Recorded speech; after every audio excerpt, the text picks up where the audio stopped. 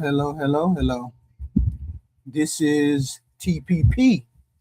Now, y'all see the thumbnail. Donald Trump was hiding in a catering truck. Wow. Anyway, Donald Trump reportedly had to be secretly moved across an airport in Turkey inside a catering truck because U.S. officials were concerned about a possible Iranian threat against him or his aircraft.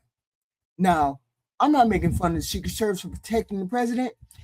If American intelligence believes somebody may be trying to assassinate the president, get him the hell out of there. Of course, put him in the catering truck, the baggage truck, or roll him out wrapped in bubble wrap or whatever the hell y'all got to do. But I'm absolutely going to talk about it because he left the rest of them folks on the plane.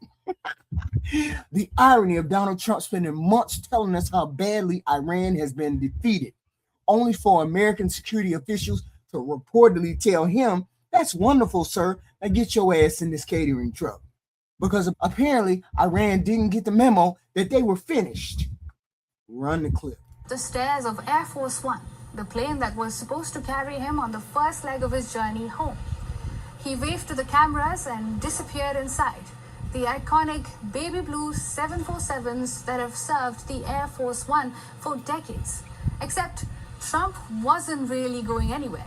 He had already been secretly moved off the plane. Trump was reportedly moved as he hid inside a food truck. And then, according to reporters, he was taken to another aircraft, a C-32A military jet, for a clandestine flight out of Turkey. And why? Because US intelligence had reportedly picked up multiple pieces of information suggesting that Iran knew exactly where Trump was staying. Now, let's be clear about what we heard. This wasn't Trump changing airplanes because the Wi-Fi was bad. According to the reporting, officials had information suggesting Iran knew where Trump was staying, and there was also reporting about a possible shoulder-fired missile near the summit.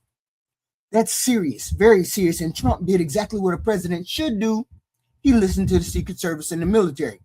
Oh, by the way, he did leave everybody else on the plane. That includes Marco Rubio. But that's also why I have questions about the story we've been sold about Iran. You cannot keep declaring that you brought Iran to its knees while your own security apparatus apparently considers the Iranian threat serious enough to secretly move you through the airport. Those two things don't fit together very comfortably, okay? And the imagery certainly doesn't help. Trump has built his entire political brand around strength. He's a tough guy. Everybody fears him. Everybody respects him. Nobody pushes America around when Donald Trump is in charge. And now we've got the president reportedly being transported across an airport in a catering truck that brings a chicken and coffee to the airport. Make it make sense. That's not exactly Mount Rushmore material, too. But here is the part I really find interesting, okay? Air Force One reportedly left Turkey carrying the journalists and White House staff who believed Trump was traveling with them while Trump was actually leaving aboard another military aircraft. Now, presidential deception for security purposes is not new. Clinton used security deception. Bush secretly traveled to Iraq. Biden secretly traveled to Ukraine. So I'm not going to pretend Trump did something unprecedented by secretly changing transportation. What makes this interesting is why they apparently believe this level of deception was necessary. If Iran is crippled and neutralized, that we're supposed to stop worrying about them, why is the president of the United States being moved around like somebody hiding the good potato salad before the cookout starts? That is the contradiction. And Trump himself confirmed that security officials wanted him on another aircraft. Roll this clip. Secretary of State Marco Rubio knew about the decoy.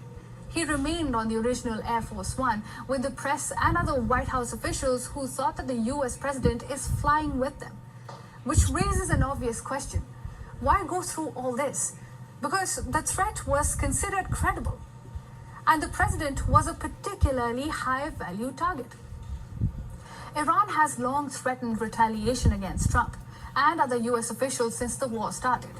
So the security concern is very real. Trump himself confirmed that he secretly switched planes.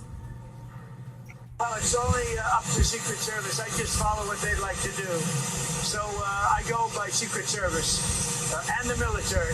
They wanted me to go on a different flight, a different plane, equal safety, but They wanted me to do it, so I do it. I do what they say. Why do they want you to do that?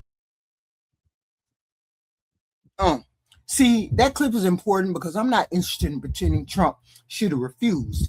If the Secret Service tells me somebody might be waiting around the corner with a missile, I'm not asking follow-up questions either. Where's the truck? Matter of fact, move those dinner rolls over. I'll make room. I'll definitely get on that truck with the chicken. My problem ain't Trump protecting himself, okay? My problem is Trump pretending the rest of us don't need to worry about the very threat his government apparently took seriously enough to move him secretly out of Turkey. That's the part I don't buy. If Iran remains capable of generating intelligence concerns serious enough to change presidential transportation, then say that, okay? Tell the American people the truth about where this conflict stands instead of constantly announcing victory while our own military and security agencies are behaving like the threat is very much alive. And this hits differently when we're also hearing reports about American sailors and Marines dealing with extended deployments and complaints about conditions and food connected to this conflict. Because look at the difference. When the president is potentially endangered, everybody moves immediately. Secret Service moves, intelligence moves, the military moves, the airplane changes, the transportation changes. Apparently, the lunch truck gets reassigned. And that's how it should be when the president is threatened. But I want to see the same urgency when we're talking about the Americans wearing uniform. Those service members don't get another plane when things become dangerous or miserable. They stay, do the job, and their families have to wait. And they live with the consequences of decisions being made in Washington. So when the commander-in-chief gets a first-hand reminder that Iran may still represent a real threat, perhaps we should stop treating this war like a political victory lap. So Donald Trump getting into the catering truck doesn't make him a coward. Following the Secret Service was the responsible thing to do. But politically, the story is embarrassing because it collides directly with the image he has been selling. Iran is defeated. America is completely secure. Trump has everything under control. Meanwhile, somewhere in Turkey, Mr. President, we got a credible threat. Mr. Trump says, where's Air Force One? Secret Service says, never mind Air Force One, sir. Get in there with the mashed potatoes.